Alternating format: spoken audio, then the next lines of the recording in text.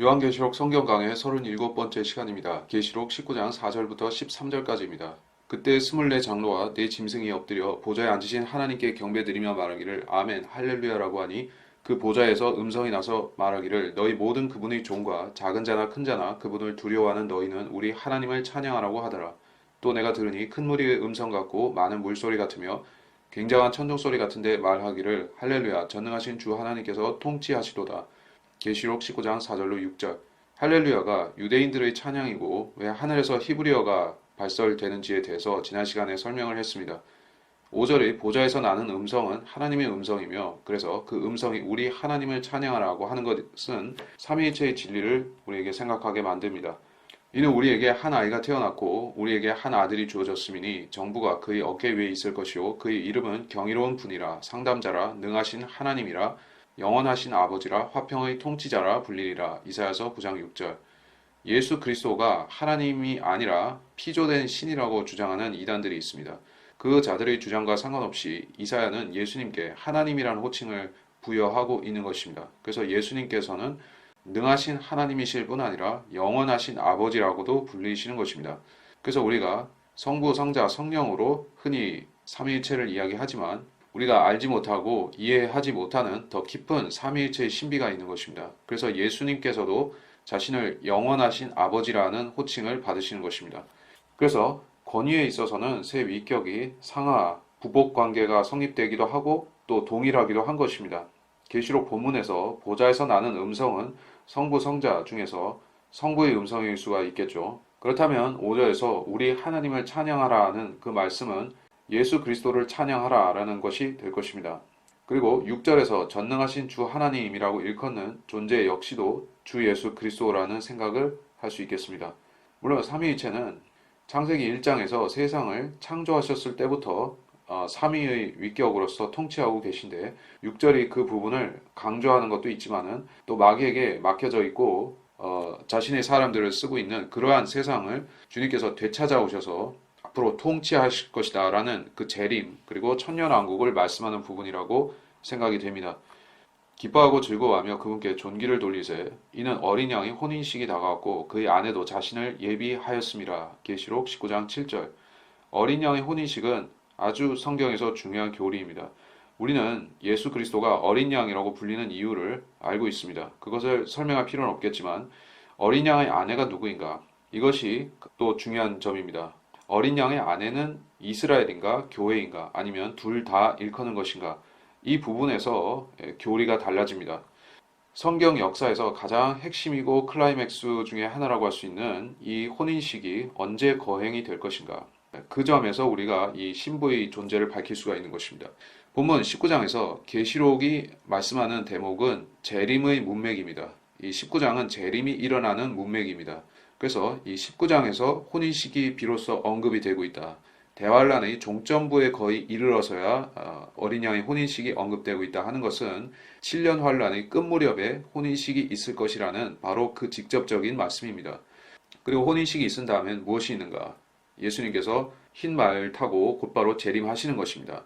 사건의 배치가 이렇게 되어 있기 때문에 우리는 어린 양의 신부가 교회이고 교회가 7년 동안 혼인잔치를 하늘에서 즐기다가 그 마지막에 혼인을 하고 주님과 함께 내려오는 것이다 하는 것을 알 수가 있습니다.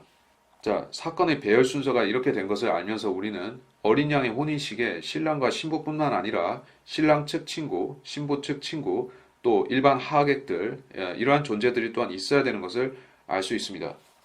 왕의 딸이 안에서 온갖 영화를 누리나니 그녀의 옷은 금으로 짰도다. 그녀가 수놓은 옷을 입고 왕께로 인도될 것이요 그녀를 따르는 그녀의 동료 처녀들도 왕께로 인도되리니. 시편 45편 13절로 14절.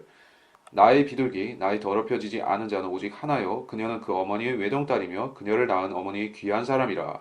딸들이 그녀를 보고 그녀를 축복하니 정녕 왕후들과 후궁들과 그들이 그녀를 칭찬하는도다. 솔로몬의 노래 6장 9절. 하늘의 혼인식을 예표적으로 묘사하고 있는 본문을 제가 봤습니다. 거기에서 신랑 다음으로 등장하는 핵심이 신부인 교회입니다. 교회는 시편 45편 본문에서는 왕의 딸로 나오고 있죠. 그리고 솔로몬의 노래에서는 외동딸이라고 나옵니다. 그래서 이 한 신부가 나오고 그 외에 여러 부류의 여인들이 등장합니다. 동료 처녀들이 있고 딸들이 있으며 왕후들, 후궁들 이런 자들이 있습니다. 즉 우리가 신약시대 구원받은 그리스도인이라면 우리는 왕의 딸로서 예수 그리스도와 혼인하는 한 신부에 속한 것이고 나머지 구약시대에 구원받았거나 또는 대환란 때 구원받을 사람들은 여러 가지 이름들로 암시되어 있는 존재들인 것입니다. 교회의 신비를 잘 모르는 사역자들이 있습니다. 그러한 목사들은 유튜브에서 어떻게 설교를 하고 있는가? 교회가 7년 환란을 통과한다거나 적어도 그 전반기까지 통과하다가 중간에 휴거된다는 주장을 곧잘 하고 있습니다. 그러면서 그들은 환란 전 휴거를 강하게 비판하고 비난조차 하는 것입니다. 그런 목회자 중에 한 명이 이와 같은 말을 한 걸 봤습니다.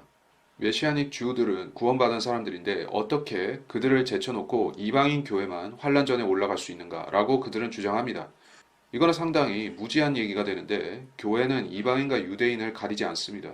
교회 안에는 즉 영적으로 그리스도인 교회 안에는 구원받은 죄인들만이 존재합니다. 이 시대에 구원받은 유대인들은 교회가 휴거될 때 똑같은 그리스도인의 자격으로 올라갑니다. 이방인 교회가 휴거된다는 말이 이방인들만 올라간다는 게 아닙니다.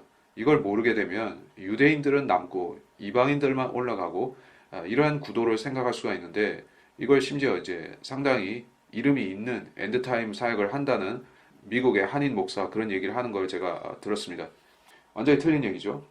교회는 이방인과 유대인으로 구분되지 않습니다. 이 지상에서 교단이 있고 교파가 있고 또 종족들이 있지만은 백인이나 황인이나 흑인이나 또는 유대인이나 이방인이나 이러한 구분들이 영적으로는 없는 것입니다. 그래서 구원받은 사람들은 함께 올라가는 것입니다. 이것이 사도 바울 때부터 이미 알려진 진리이지만 많은 이 시대 목회자들 중에서 모르는 사람들이 있습니다. 자, 어쨌든 이 하늘의 혼인식에 참석하게 될 사람들은 지난 시대에 구원받은 모든 사람들이고 환란 때 구원받을 모든 사람들입니다. 물론 여러분과 저같이 이 교회 시대에 구원받은 사람들은 핵심이자 중심의 역할인 신부가 되는 것입니다. 구원받지 못한 사람들, 이 시대에 예수를 믿지 않은 사람들은 대환란에 남겨지는 것입니다. 그리고 한 가지 더 지적할 부분은 신부를 신부들이라고 부르는 사람들에 대한 것입니다. 이건 역시 교회를 모르는 사람들이 하고 있는 말입니다. 그들은 신부라는 말을 내버려 두고 신부들이라고 부릅니다. 교회가 신부입니까? 신부들입니까? 이것은 일부 설교자들이 강단에서 지적하고 유튜브에서 일부 성경을 아는 사람들이 지적을 하지만 그래도 신부들이라고 말하는 사람들의 그 엄청난 무리에 묻혀가지고 제대로 알려지지 않습니다. 교회는 신부들이 아니라 신부가 됩니다. 그것은 여러분이 그리스도와 직접적인 육적인 결합을 하는 것이 아니기 때문에 즉 하늘에서 혼인식을 한다는 의미가 여러분이 예수 그리스도와 이 땅의 부부와 같은 그러한 육체의 결합을 하는 것이 아니기 때문에 이렇게 되는 것입니다. 그래서 성경은 이 땅에서 아담과 이브 그리고 남과 여가 결혼하는 것을 둘이서 한 몸이 되는 것으로 말씀하면서 그것은 하늘에서 그리스도와 교회가 결합하는 것의 예표적인 그림이라고 말씀하는 것입니다. 그 동일한 것이 아니라 예표적인 것입니다. 그래서 그 결혼의 영적인 의미는 아내가 남편의 모든 것을 받아서 공유하게 된다. 동등한 자격을 갖게 된다. 유산을 상속하더라도 동등하게 받게 된다. 그런 의미를 갖는 것입니다. 그래서 우리가 하늘에서 예수 그리스도와 혼인을 한다는 의미는 그와 동일하게 되고 동일한 권리를 갖는다는 것입니다. 즉 예수님께서 이 땅에 오셔서 통치하실 때 우리는 그와 동등한 신분이 된다는 얘기입니다. 이는 우리가 그의 몸과 그의 살과 그의 뼈의 지체임이라. 이런 까닭에 남자가 자기 아버지와 어머니를 떠나 자기 아내와 결합하여 그 둘이서 한 몸이 될지니라.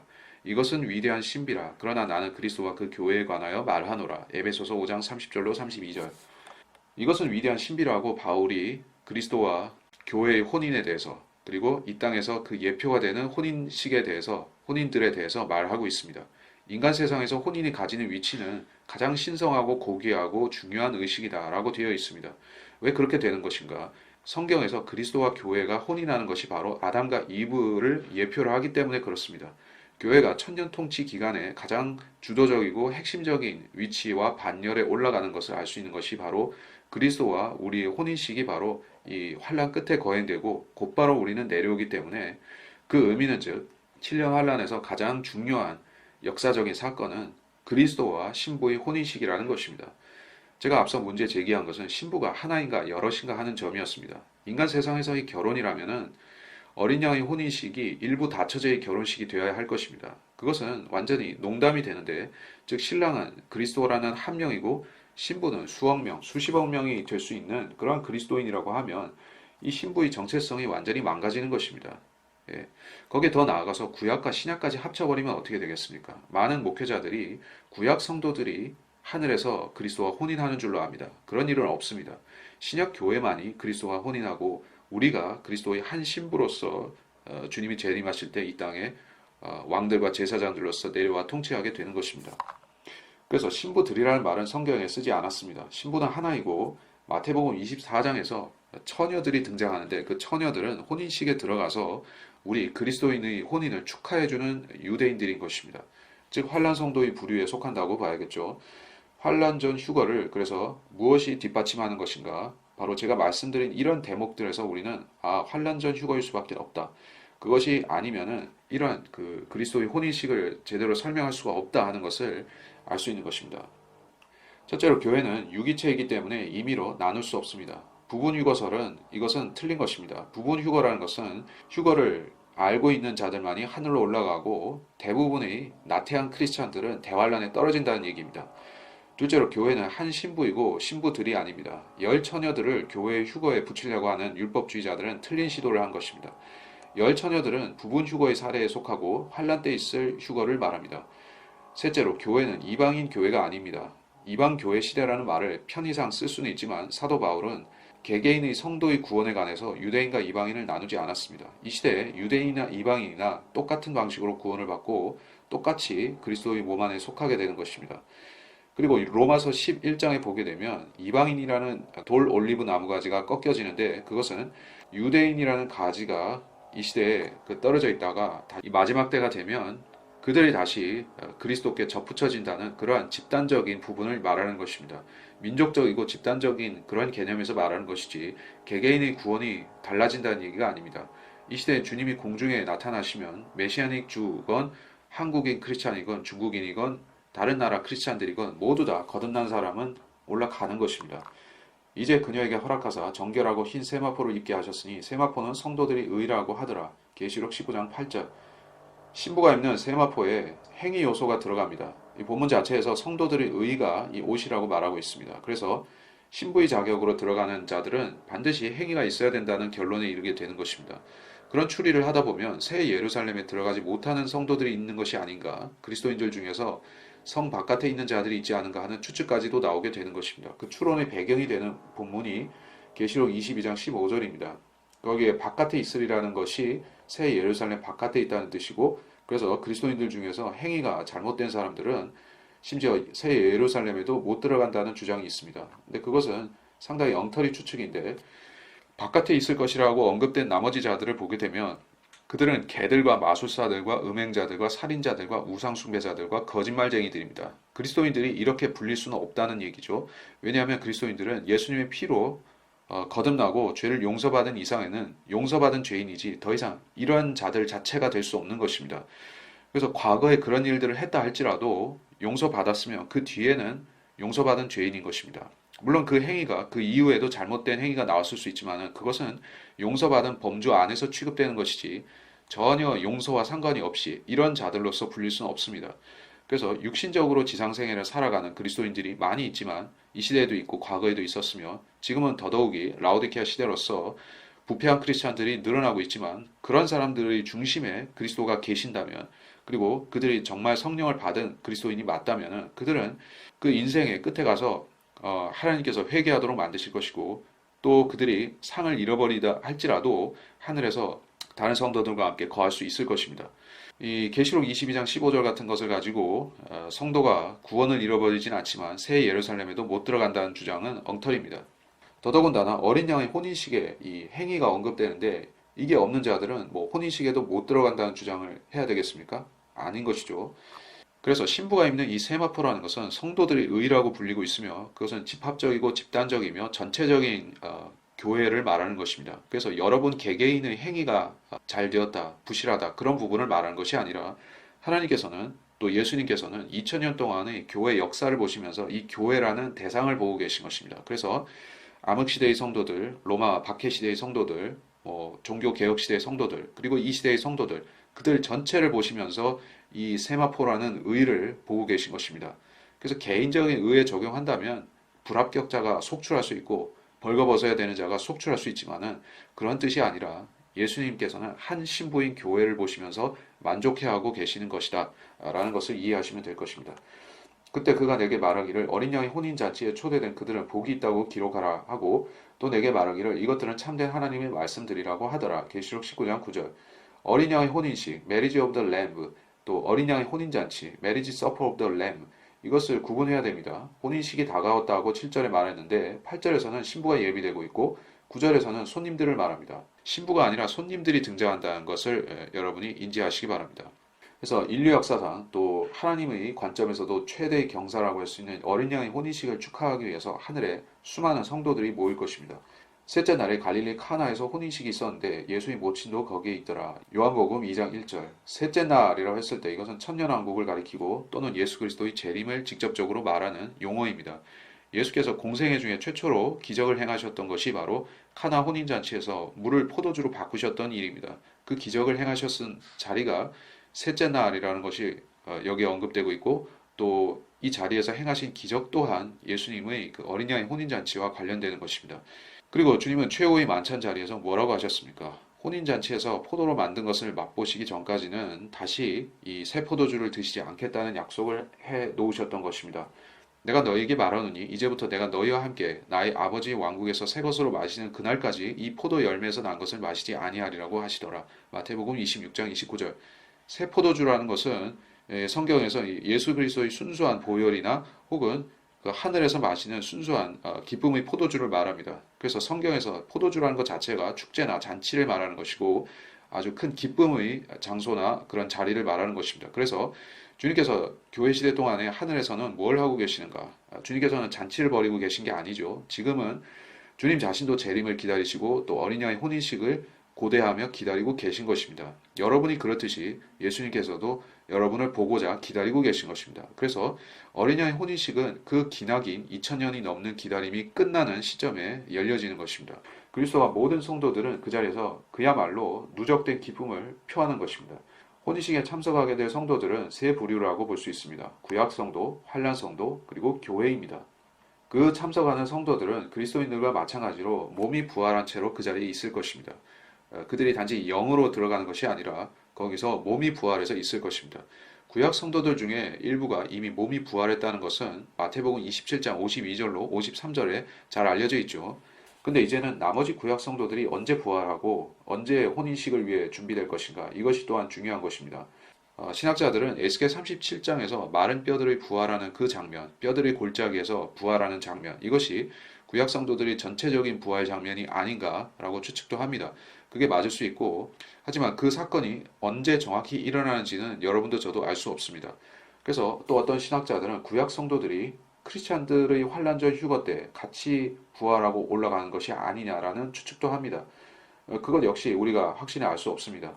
환란 후 휴거 때 환란 성도들과 함께 구약 성도들이 부활하는 것이 아니냐는 주장도 있지만 그것 역시도 우리는 잘 모릅니다. 그렇다면 구약 성도들은 어쨌든 어린 양의 혼인식이 거행되기 전에, 즉 7년 환란이 끝나기 전에만 하늘에 올라가 있으면 되는 것입니다. 몸이 부활해서 하늘에 있으면 되는 것입니다. 그렇게 되면 환란 성도, 구약 성도, 그리고 교회라는 이 전체적인 세팅이 완료될 수가 있는 것입니다. 내가 그에게 경배하려고 그의 발 앞에 엎드리니 그가 내게 말하기를 삼가 그리하지 말라. 나는 예수의 증거를 가진 내 형제들과 같은 동료 종이니 하나님께 경배하라. 이는 예수의 증거가 예언의 영이기 때문이라고 하더라. 계시록 19장 10절. 10절에서 요한은 갑작스런 행동을 합니다. 이것은 사도 요한이라는 그 캐릭터의 특성에서 보면 상상하기 힘든 행동을 한 것입니다. 그건 다니엘이 겪었던 그 동일한 시험에서 우리가 엿볼 수 있는 것인데, 하나님이 아닌 하나님의 사람이나 하나님의 천사에게 누군가 경배 드리고자 하는 행동인 것입니다. 느부갓네살이 엎드려 다니엘에게 경배하고 그들로 예물과 향품을 그에게 바치도록 명령하더라. 다니엘 2장 46절. 다니엘이 느부갓네살의 그 꿈을 해몽해주고 나서 왕은 그 선지자를 신으로서 대우하려고 했습니다. 이방인들은 이런 행동을 곧잘 하는데 그들은 유일하신 창조주 하나님을 모르기 때문에 뭔가 신성한 존재를 만나면 경배하려고 합니다. 그래서 다니엘은 그 경배를 받아서는 안 되는 것이었지만 해당 본문에서 보면 다니엘이 왕을 만류하지 못했거나 만류하지 않은 것 같습니다. 그래서 이어지는 장인 다니엘 3장에서 느부갓네살이 이 엄청난 죄악을 저지를 때, 즉 거대한 우상을 만들어 놓고 그 금신상에다가 전 백성을 경배하도록 시키는 그 일을 할 때 다니엘의 존재감이 없는 것입니다. 다니엘 자체가 언급되지 않고 있는 것입니다. 다만 다니엘의 세 친구인 사드락, 메삭, 아벳느고만이 용기 있게 나서서 그 왕의 부당한 행동을 지적하다가 그 풀목불에 들어가는 일을 겪죠. 그렇기 때문에 다니엘은 그 시험에 실패함으로써 이런 오점을 남긴 것입니다. 하지만 그 다니엘과 동일한 시험에서 승리한 사람이 사도 바울입니다. 그때 무리가 바울이 행하는 것을 보고 그들의 음성을 높여 루카오니아 말로 말하기를 신들이 사람의 형상을 입고 우리에게로 내려오셨다라고 하더라. 그리하여 바나바를 주피터라고 부르며 또 바울을 머큐리라 하니 이는 그가 주로 말하는 자이기 때문이더라. 그때 그 성읍 앞에 있던 주피터의 제사장이 소들과 화관들을 문 앞에 가지고 와서 무리와 더불어 제사를 드리려고 하더라. 그때 사도 바나바와 바울이 그 말을 듣고 자기들의 옷을 찢으며 무리 속으로 달려가서 외치며 말하기를 여러분 어찌하여 이 같은 일을 하느뇨? 우리도 여러분과 같은 성정을 지닌 사람으로 여러분에게 전하는 것은 이러한 어리석음을 버리고 하늘과 땅과 바다와 그 안에 있는 만물을 지으신 살아계신 하나님께 돌아오라는 것이라. 사도행전 14장 11절로 15절. 여기 본문에서 사도 바울과 바나바는 그리스 로마 신화 책에 나오는 신들로 오인을 받았습니다. 그래서 그들은 그 이교도들에게서 제사를 받는 위기를 처한 것입니다. 바울은 이것이 마귀가 주는 시험이라는 것을 즉각적으로 깨달았습니다. 그래서 그 이교도들을 나무라고 만류해서 제사를 드리지 못하게끔 했던 것입니다. 자, 그래서 우리는 인간이나 천사나 그룹이나 스랍이나 그 외에 어떤 알려진 영적 존재들, 영적 피조물들, 그런 자들이라 할지라도 하나님과 같은 경배를 받을 수는 없다는 것을 알아야 된다는 얘기입니다. 그것은 십계명을 직접적으로 위반하는 일이 됩니다. 하나님을 모르고 십계명도 모르는 이교도들은 이러한 몰상식한 일들을 종교라는 이름으로 행하고 있습니다. 그들은 무식하고 무지하기 때문에 그러한 몰상식한 일을 선한 것인 줄 착각합니다. 자칭 정통 기독교라고 하지만 이단인 로마 카톨릭은 왜 성인 숭배나 천사 숭배를 하고 있습니까? 물론 일반적인 카톨릭 교도들은 성경을 모르기 때문에 그 교회에서 시키는 대로 하는 것이 맞지만 그들의 고위 성직자들, 즉 주교나 추기경이나 그런 자들은 카톨릭이 우상 숭배자들임을 알고 있을 것입니다. 카톨릭의 천사 숭배, 성인 숭배가 맞는 행위라면 그렇다면 요한이 여기서 천사를 경배하는 것도 정당한 행위가 될 것입니다. 하지만 요한은 칭찬을 듣는 것이 아니라 여기서 야단을 맞고 있습니다. 그가 무슨 생각으로 이렇게 했든 간에 즉 어린 양의 혼인식이라는 아주 감동적인 장면을 보면서 그 감동 때문에 이렇게 했든지 간에 천사는 그것을 막고 있습니다. 그래서 천사는 또 이런 말을 합니다. 자신이 내 형제들과 같은 동료 종이라고 이야기하는 것입니다. 물론 천사들은 하나님의 명령을 받아서 수행하는 종들이고 그들은 영적인 존재들로서 인간과 별개인 것입니다. 종이라는 표현을 쓸 수는 있으되 여기서 그냥 종이 아니라 내 형제들, 즉 요한과 같은 류의 동료 종이라고 말한 것입니다. 요한계시록에서 특별히 형제라는 표현이 등장할 때 그것은 유대인과 관련이 있습니다. 혈통적인 유대인과 관련이 있습니다.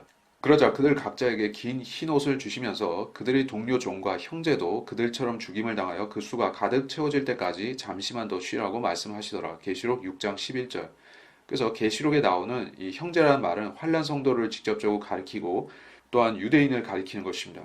그들은 어떻게 구원을 받습니까? 모세의 계명을 지키고 어린 양에 대한 믿음을 준수함으로 하늘에 가는 것입니다.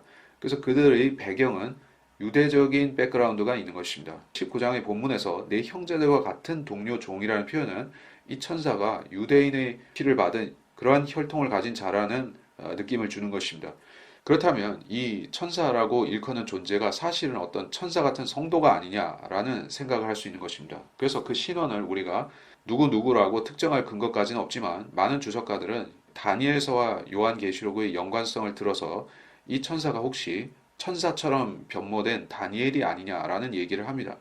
그 추측은 상당히 설득력이 있는 편입니다. 그래서 설령 다니엘이 아니라 할지라도 유대인 선지자 중에 하나가 아닌가 하는 생각을 할 수 있겠습니다. 예수의 증거가 예언의 영이기 때문이라 이 말을 예수 믿는 사람들이 반드시 예언 은사를 가져야 된다. 이런 뜻으로 해석하면 안 됩니다. 본문은 예언의 은사가 아닌 예언의 영을 말씀하고 있습니다. 여러분 안에 있는 성령께서 예언하신다는 말입니다. 즉 성령께서는 요한에게 계시록을 주시면서 성령을 받은 사람들은 이 책의 의미를 예언의 영이신 성령을 통해서 알게 될 것이라고 말씀한 것입니다. 요한계시록을 쓰게 하신 그분의 영이 여러분 안에 있다면 이 책을 여러분은 그 내용 전부를 이해하는 데 어려울 수 있지만은 이 대강의 내용을 이해하는 데 있어서 전혀 어려움이 없다는 것입니다. 예언은 예전에 사람의 뜻에서 나온 것이 아니오 오직 하나님의 거룩한 사람들이 성령으로 감동을 받아 말한 것이니라. 베드로후서 1장 21절. 계시록뿐만이 아니라 신구약의 66권 전체가 예수의 증거로 가득 차 있는 예언이라고 말할 수 있습니다. 성경의 주제를 한 가지로 말하자면 예수 그리스도의 재림, 그분의 왕국, 또 통치라고 말할 수 있습니다. 성경의 모든 장면 중에서 가장 기대되고 영광스럽고 또 모든 피조물이 목말라 기다리고 있는 순간이 바로 지상 재림인 것입니다. 물론 우리 교회에게 있어서는 어린 양의 혼인식도 상당히 중요하지만 재림이 그보다는 좀 더 중요하죠. 그래서 구약 선지자들은 온통 재림과 천년왕국에 대한 이야기들을 했습니다. 사도들 역시 거기에 모든 관심이 가 있었습니다. 또 내가 하늘이 열린 것을 보니 흰 말이 보이더라. 그 위에 앉으신 분은 신실과 진실이라 불리며 의로 심판하고 싸우시더라. 계시록 19장 11절. 자, 이 11절에서 흰 말, 이것은 계시록 6장에서의 첫 번째 봉인과 함께 나왔던 흰말 탄 자의 그 말과는 다릅니다. 본문은 예수 그리스도의 지상 재림을 말씀한 것이고 계시록 6장은 적그리스도의 출현이었었습니다. 하늘이 열린 것을 보니 여기서 하늘은 단단한 성질을 가진 물리적 벽이라는 것을 알 수 있습니다. 그것은 소위 말해 돔이기 때문에 열리거나 닫히거나 하는 것이 문자적으로 될 수 있습니다. 모든 백성이 침례를 받을 때 예수께서도 침례를 받으시고 기도하시자 하늘이 열리고 누가복음 3장 21절 또 그에게 말씀하시기를 진실로 진실로 내가 너희에게 말하노니 너희가 이후로는 하늘이 열리고 하나님의 천사들이 인자 위에 오르내리는 것을 보리라고 하시더라. 요한복음 1장 51절 하늘이 열리고 어떤 그릇이 그에게로 내려오는 것을 보니 마치 네 귀를 맨 큰 보자기 같은 것이 땅 위에 내려오는데 사도행전 10장 11절 곧 물속에서 올라오시자 하늘들이 열리고 성령이 비둘기처럼 자기 위에 내려오는 것을 보시더라. 마가복음 1장 10절 말하기를 보라 하늘들이 열리고 인자가 하나님의 오른편에 서신 것을 보노라 하니 사도행전 7장 56절 하늘이 열린다 또는 하늘들이 열린다는 표현이 심심치 않게 성경에 나오고 있죠. 하늘과 하늘들이 열리면 어떻게 되는가? 그 위에 있는 존재가 어떤 말씀을 하거나 내려오거나 또는 밑에서 누가 올라가거나 하는 식으로 변화가 있는 것입니다. 어떤 사람들은 현대 천체 물리를 들어서 이런 것들이 다 상징이고 또는 이제 어떤 차원 이동을 말하는 것이다라는 식으로 우회 해석하려고 할 것입니다. 왜냐하면 이런 본문에서 말씀하는 지식들은 나사에서 가르치는 사실들 그리고 여러분이 자연 물리 교과서에서 배운 것들과 전혀 동떨어지기 때문에 그렇습니다. 여러분이 실제적으로 예수님이 승천하신다라고 했을 때 곧장 북쪽의 하늘로 올라가신 것이 성경적으로 맞지만은 둥근 지구에서 어떻게 되는지 잘 아시죠? 예수님께서는 커브를 그리면서 올라가셔야만 되는 것입니다. 올라가신 방향이 정확히 하늘 방향이 아니게 되는 것입니다. 자, 이런 문제는 항상 성경과 거짓 현대 과학을 매칭시킬 때 발생하는 문제들입니다. 그 중에 하나가 여기 하늘이 열리는 문제인데 현대 과학을 믿는 신학자들, 목사들, 성경 교사들은 이걸 뻔히 알고 있으면서 성경을 현실과 맞춰야 되는 것입니다. 어쨌든 본문의 말씀과 현대 과학을 조화시키려고 하다가 이걸 믿지 못하게 되는 사람들이 대부분입니다. 성경은 아인슈타인이나 차원의 이동 같은 얘기를 하는 것이 아니라 여기서 명백히 하늘이 열리고 어떤 존재가 하늘로 올라간다라고 직접적으로 말씀하셨습니다. 여러분이 우주라고 생각하는 그 공간에는 돔이 막고 있습니다. 그 위에는 하나님이 만들어 놓으신 물층이 있습니다. 그리고 그보다 훨씬 높은 곳에 꼭대기에 유리바다가 있고 셋째 하늘이 있습니다. 그래서 하나님께서 유리바다와 물층 그리고 우리 세계를 커버하고 있는 돔을 여시면은 그 위와 아래가 통하게 되는 것입니다. 통로가 생기고 즉 예수님께서 이 땅으로 재림하실 때도 그 공간들을 열어 제치면서 내려오시는 것입니다. 그의 눈은 불꽃 같고 머리에는 많은 왕관이 있고 또 한 이름이 기록되어 있는데 그 자신 외에는 아무도 모르며 피에 적신 옷을 입었는데 그의 이름은 하나님의 말씀이라고 불리더라. 계시록 19장 12절로 13절 그의 눈은 불꽃 같다. 이것은 1장에서 이미 나왔던 표현인데 1장 14절을 보겠습니다. 그의 머리와 머리털은 눈처럼 휘어서 양모처럼 하얗고 그의 눈은 불꽃 같더라. 계시록은 순환되는 구조를 가지고 있는 책입니다. 그래서 1장에서 이미 재림을 이야기하면서 다시 19장에서 재림을 반복해서 얘기하는 것입니다. 그 중간에 있는 얘기들은 교회 시대와 대환란의 얘기들을 하고 있는 것이고 그래서 시작과 끝이 일치합니다. 머리에는 많은 왕관이 있다. 이것은 다중관이라고 부를 수가 있는데 교황들이 이런 관을 곧잘 쓰고 있습니다.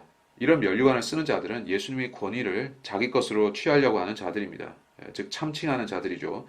예수님께서 왜 많은 왕관을 쓰신 것인가? 이 땅에서 민족들을 통치하셔야만 되기 때문에 그렇습니다. 저는 이제 영원 시대의 민족들이 12개가 된다. 12개의 분류로 나뉘어진다 하는 것을 요한계시록 라크만 주석서에서 배우고 그때부터 알았는데, 라크만은 영원 시대의 12민족을 얘기했지만 천년왕국 때 어떻게 되는 것인가에 대해서는 잘 이야기하지는 않았습니다. 지금은 나라들이 총 몇 개가 됩니까? 한 190개가 넘습니다. 유엔에 소속된 나라들이 190여 개가 되죠. 근데 주님께서 재림하실 때 이 나라들의 숫자에 해당하는 관을 쓰신다면 어떻게 될까요? 왕관이 엄청 길어져야 되겠죠. 하지만 그렇게 보지는 않습니다. 예수님이 재림하실 때 이 땅에는 많은 나라들이 소멸되고 많은 나라들이 섬나라들, 특히 그런 나라들은 가라앉았을 것입니다. 그래서 나라들의 숫자가 대폭 줄어 있을 것입니다. 그래서 몇십 개도 안 될 것이요. 지극히 높으신 분께서 민족들을 그들의 유업으로 나누셨을 때, 그분께서 아담의 아들들을 분리시키셨을 때, 그분께서는 이스라엘 자손의 수에 따라 백성들의 경계를 정하셨으니, 신명기 32장 8절. 노아의 홍수 이후의 얘기인데, 민족들의 경계가 이스라엘 자손의 수에 따라서, 즉 12이라는 숫자에 맞춰서 나뉘어졌다는 것입니다. 이 세상의 지리적 경계가 12부류가 된다라는 그런 말이 있습니다. 그리고 민족들도 나중에 12로 나뉠 것입니다. 그 도성의 거리 한가운데와 그 강의 양편에는 생명나무가 있어 12가지 과실을 맺으며 달마다 과실을 내더라. 그리고 그 나무의 잎사귀들은 민족들을 치유하기 위한 것이더라. 계시록 22장 2절. 영원시대에 민족들은 새 예루살렘으로 들어와야 합니다. 그들은 자기의 정해진 시기에 들어와서 생명나무의 과실을 취함으로써 영원한 생명을 확증받는 것으로 보입니다. 그래서 저는 예수께서 190개가 넘는 왕관을 쓰고 내려오신다는 생각 자체는 하지 않습니다. 그렇게 할 수 있을지라도 자연스러운 그림은 아니라는 얘기죠. 대환란 끝이 되면 많은 나라들이 소멸될 것이고 아마 결국에 가면 12나라가 남게 되지 않을까, 12나라로 통합되지 않을까 하는 생각도 듭니다. 피에 적신 옷을 입으셨다. 이것은 2000년 전에 주님께서 흘리신 그 갈보리 십자가의 피를 말하는 것이 아닙니다. 아마겟돈 전쟁이 있을 것이고 거기에서 원수들을 짓밟으시고 그 피가 주님의 옷에 튄다는 얘기입니다. 나는 홀로 포도즙 틀을 밟았고 백성 중에 나와 함께한 자가 아무도 없었도다. 나의 분함으로 그들을 밟고 나의 진노함 속에서 그들을 짓밟으리니 그러면 그들의 피가 내 옷에 튀어서 내가 내 의복을 모두 얼룩지게 할 것이라. 이사야서 63장 3절. 자, 이렇게 예수님이 옷에 묻은 그 피 얼룩은 아마겟돈 전쟁으로 인한 것이라는 사실을 여기 말씀하고 있는 것입니다. 그리스도께서도 많은 자들이 죄들을 담당하시려고 한 번 들여지셨고 두 번째는 자기를 바라는 자들을 구원에 이르게 하시려고 죄 없이 나타나시리라. 히브리서 9장 28절. 그리스도의 초림은 자기 피를 들이심으로 사람들이 죄값을 지불하기 위해서 주님은 오셨습니다. 재림은 주님이 죄 없이 오십니다. 즉 예수님께서는 자신의 피를 갖고 오시는 것이 아니라 이 원수들의 피를 옷에 튀게 하시고 승리를 취하시면서 오시는 것입니다.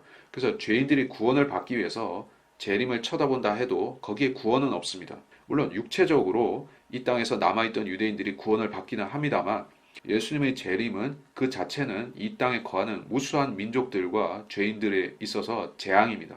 즉 그들 중에 많은 자들은 염소의 부류로 속해서 즉 그 마태복음 25장에 말씀하신 대로 염소 부류에 속해서 주님의 재림과 함께 또 지옥으로 가야 되는 것입니다. 그렇기 때문에 지금이 바로 구원받을 때라는 사실을 성경은 이 사도 바울을 통해서 항상 이야기하고 있는 것입니다. 여러분이 구원을 받았다면 상관이 없지만 구원받지 않은 상태에서는 재림은 절대 여러분이 기다릴 만한 사건이 안 되는 것입니다. 요약하면서 말씀드리면 대환란을 겨우겨우 통과했다 할지라도 즉 여러분이 구원도 받지 않고 예수도 믿지 않고 짐승의 표도 받지 않고 어떻게 해서든지 간에 무슨 벙커에 들어가서 버틴다든지 어떤 식으로든 대환란 끝에 살아남았다 할지라도 주님이 재림하시면 그때 여러분은 행위에 따라서 또 지옥에 갈 수가 있는 것입니다. 천년왕국에 들어가는 것도 용이하지가 않다는 얘기입니다. 그래서 성경은 이 시대에 여러분이 구원을 받을 수 있는 한 가지 처방은 오로지 예수 그리스도의 갈보리 십자가의 은혜를 믿는 것밖에 없다라는 것을 말씀하고 있는 것입니다. 그래서 이번 시간 여기서 마치도록 하겠습니다.